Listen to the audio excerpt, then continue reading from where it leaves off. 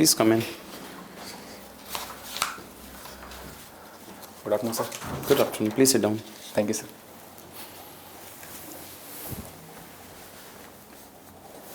What's the good name? Sir, my name is Shubham Kumar Yadav. Shubham, introduce yourself.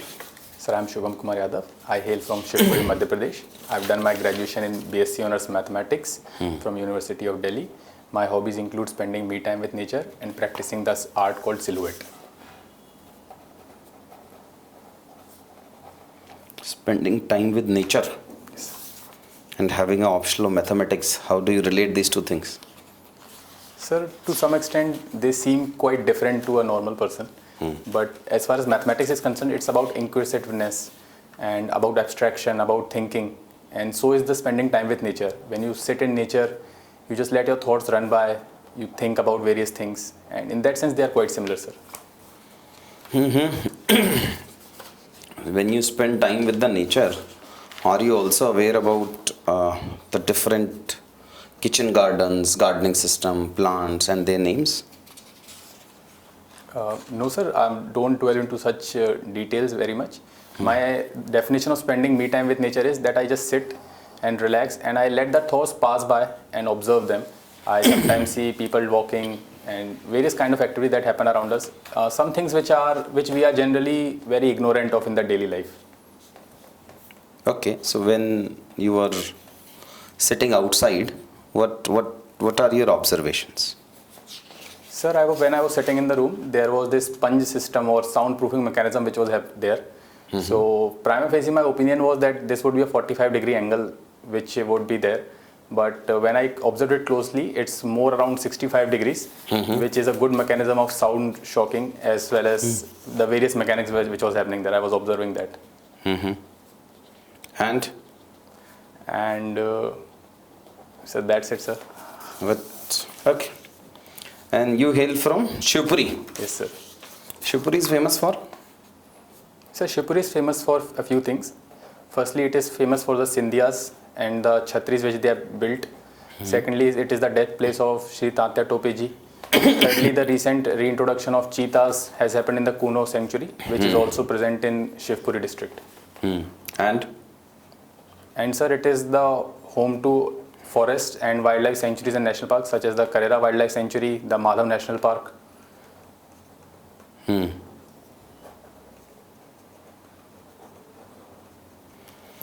This is a training academy of one of the investigative agencies of India in Shivpuri.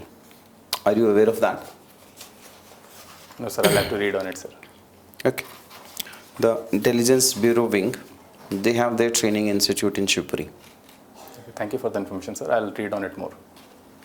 Okay. On that basis, what is happening in CBI now? Have you read the newspaper today? No, sir, not today. I read it in the night. You read the newspaper in the night? Yes, sir. Why, sir? Newspaper are usually to be read in the morning. Sir, I have this belief that at night the phones and screen should be avoided. So in that sense, spending 1.5 hours with the newspaper and just before going to the bed is a good exercise, sir. Okay. And how do you make your notes, in the offline format or in the online format? Sir, it is a mix and match of both depending on the nature of the subject. For example, the core aspects are with me in my handwritten notes. The dynamic or the news current analysis, that happens in an online medium generally. Okay. Tell me, recently there has been a new disease which has been identified in one individual, and he was too much into the online screen and the mobile screen. Are you aware of that news and the name of that disease as well? Sir, not aware of the disease, but while scrolling through the social media, I came across some individual losing substantial amount of their vision and sight via use of social media, sir. Yeah. Sir, I'm not aware of his name, sir. He is part of India? Yes, the person? Sir. Yes, sir. Which part? Sorry, sir, I'm not able to recall it as of now. Okay. Tell me the history of Madhya Pradesh. Sir, Madhya Pradesh was called the Central Provinces, was a part of that. Then it was famous for the Marathas and especially the Scindias and the Holkars. It was their home ground. Then due to the 1815-7 revolt, the Jhansi and the involvement of the Scindias in the Tatya Tope, that was a brief spell. After that, in the post-independence India in the 2000s, Madhya Pradesh was split into Chhattisgarh. So these are some of the specific events which I am able to recall as of now, sir. Okay. You have also mentioned watching animated explainers on YouTube. Yes, sir. Do you also make them or you only watch them? Sir, I had this inclination of making them also, but I also explored some software like VideoScribe, but presently I am just more into watching them. Watching the animated explainers. Yes, sir. On any specific topic? No, sir, they are generally abstract, and I follow a few channels depending on the theme. For example, there is this channel 3 Blue 1 Brown, who makes explainers about mathematics. Then there is Veritasium, who makes about physics, and some other channels like TED explainers, which are generally society oriented. And what you learn out of them? Sir, they help in having a broader and a generic perspective about the complex issues, because all of them to large extent rely on the principle that there are some domain experts which exist, and there are some videographers who can appeal to the masses. So explainers kind of bridge the gap between these two and democratize the learning to the general masses, sir.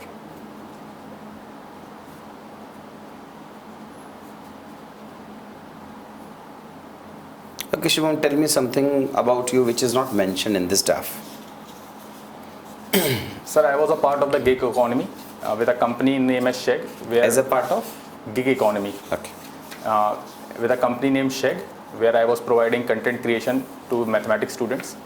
Secondly, I had this opportunity to do a cryptography project with DRDO to some extent, but I had to drop it because my mentor was assigned somewhere else. And so these are two which I am able to recall as of now. Good, good. Okay, you have to speak in favor of this, my next statement, that gig economy will increase informalization in Indian economy. Sir, may I have a few moments, please? Please.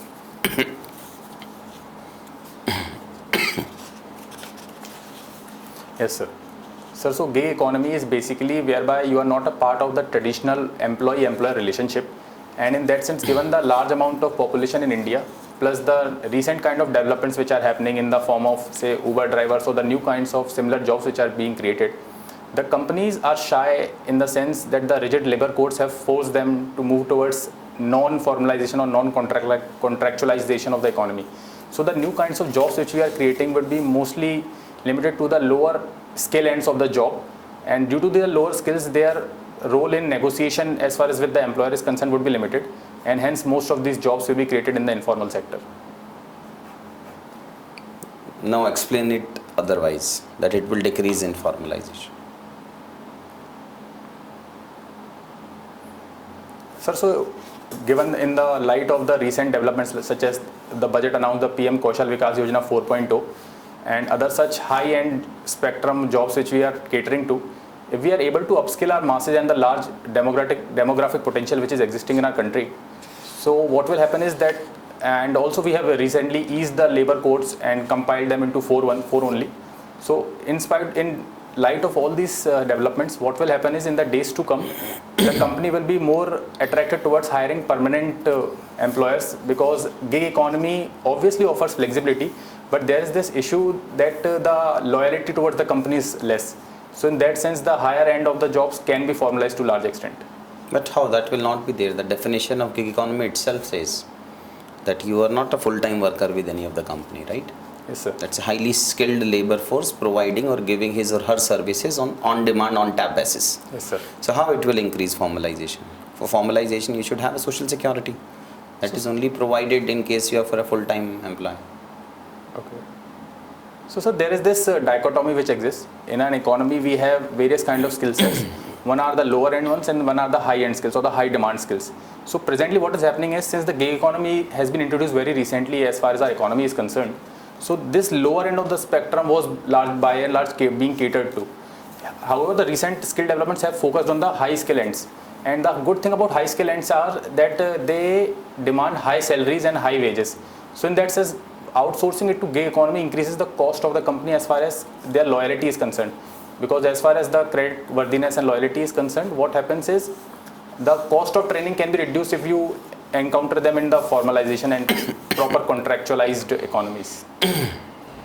No, I still didn't get it.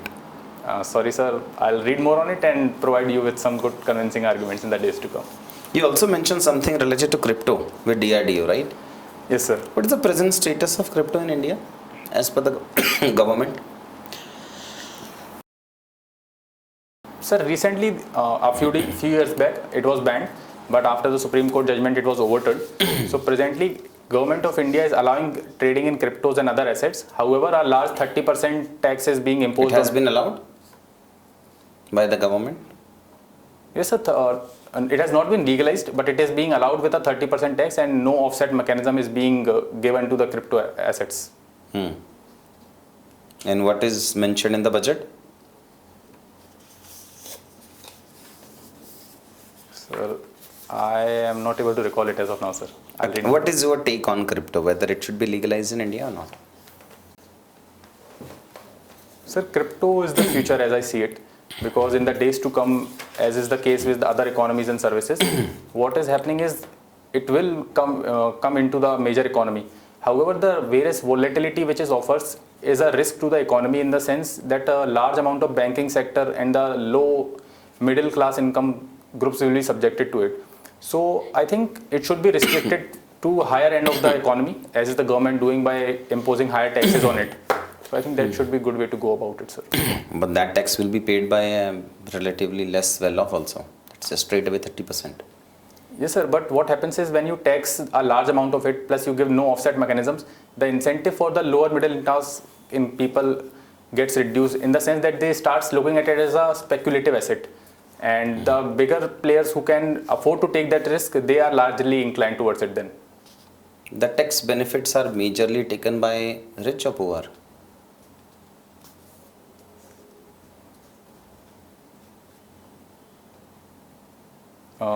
Sir, what is my opinion in this case is that the biggers can hire CAs and other consultants to get it across. So the middle income class group, who are not too poor so as to not fall in the income tax bracket, and also not too rich to get a good understanding of the tax laws, they have to pay for it. Yes. They pay for it. So Yes. according to this logic, your previous statement is negated of crypto. But sir, in what is happening in crypto, no offset mechanism is being allowed. So you cannot offset your gains. So if you are trading in cryptos, you are bound to pay tax there itself. So no offset mechanism or no rebate on that is being allowed. So irrespective, whoever trades, everyone has to pay it. Yes. So don't you think relatively well-off, they will not do trading in crypto?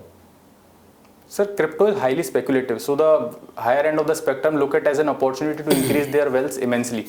Plus, they can also afford to take that risk which is being involved, which is not the case with the lower end of the people. Any country which you can name which has legalized cryptocurrency?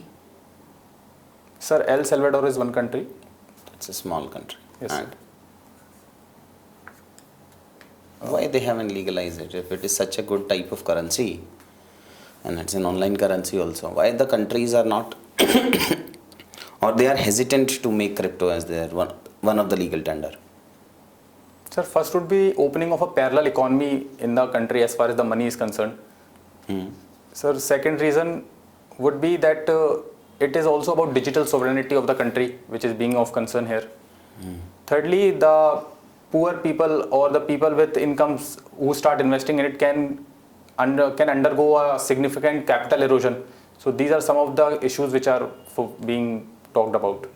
Okay, my last question to you. What is this OpenAI which is going in news nowadays? Sir, OpenAI is a company which is to some extent backed by Microsoft, and it has developed this tool called ChatGPT, Generative Preemptive Transformer. So whereby you can, instead of using the traditional search engines for your answers, you can just talk to a ChatGPT because it understands the language very well, and you can be very informal with it. You don't need many things, and it can associate many kinds of resources which are existing on the online, as well as generate its own text to solve your questions. And how effective it has been? Sir, it has been very effective as far as the language learning is concerned. It gives you very crisp answers in a very short amount of time. However, it is also opening some kind of challenges. For example, there were these reports that students are using it to solve their homeworks. Teachers are using it to get their questions framed. Researchers are using it for their thesis creation. That is a good thing, no? It is taking the society to some other level. But sir, what is happening is that by and large, when we are looking at these news, we must also understand that the issue is it is also decreasing critical thinking, because if I can get all of my work done by some other entity, I'm not learning anything new, and hence it is an impediment in my growth also. As Albert Einstein says, technology should always be subservient to human values. But that will not be always. Let's see, sir. We hope that remains the case in the days to come. In case of this OpenAI or ChatGPT, it is only taking the data which is at present, which is existing, right? So it's not creating its own data from, or even if it is creating, it is based upon the existing data which is available. Yes, sir. So why it will decrease the critical thinking? Right now also you can Google those things. Yes, sir. But there is this aspect that when you do that Google, then you frame it on your own words, you go for plagiarism issues. So you are thinking and you are evolving with the time, okay, so are the legal measures in place, some things need to be taken care of. But with the era of GPT, you can just let it do, copy it and paste it. What have we learned from this process? That is my take on it, sir. But there also plagiarism can be checked, right? No. No, I'm not. That data will be available on, if I will use some plagiarism software, that will come under that plagiarism software or not? Yes, sir, it will come. Have you used it? No, sir, not yet. I tried using it once, but there was this long queuing which was in place there. Server issue came. Yes, sir. And how Google is trying to fight against ChatGPT? Sir, Google was trying to come up with its own such measure, whose name I am unable to recall as of now, sir. But it backfired in the initial launch itself. So after which the stocks of Google came down and that of ChatGPT increased in the market. Do you think that earlier there was a space race between various companies? All these companies, they wanted to send their vehicles first in the space. It started from USA. And now a new war has been started because of this OpenAI. Do you agree with this? So may I have a few moments, please? Earlier, Tesla wanted to send its vehicle. Yes. Some other companies wanted to send their vehicles. And now all of them started shifting their race towards the AI mechanism. Yes, sir. Earlier, companies such as Elon Musk and the Virgin Galactic, they were in this race. Now the focus is being shifted to this AI-based or the data-based economy, in which sense Google and Microsoft are the major players involved here. So in the days to come, I think as the benefits of technology are penetrating to larger sections of the society, many more firms will come up in this sector. Okay. Okay, Shubham, anything else which you want to share with us? No, sir, I think I have been thoroughly interviewed. Thank you. Okay, thank you.